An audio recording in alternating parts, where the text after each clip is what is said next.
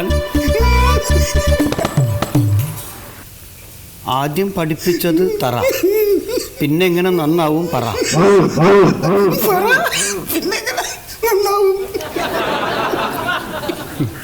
ഒക്കത്തിനും വലിയ സുഖമാണ്.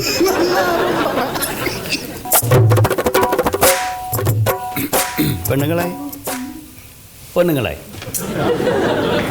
എനിക്ക് ഈ കൈവശ രേഖ ഒന്ന് കിട്ടിയാൽ പോവേനിയാ. അത് അതിനു വേണ്ടി എല്ലാവരും തിരക്കിലാണ്.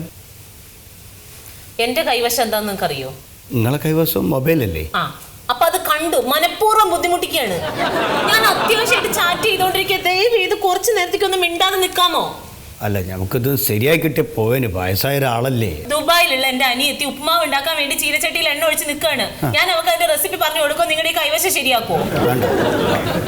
അത് നടക്കട്ടെ, ഉപ്മാവ് ഉണ്ടാക്കട്ടെ. അത് തന്നെ വന്ന് കുറച്ചു നേരം മിണ്ടാതെ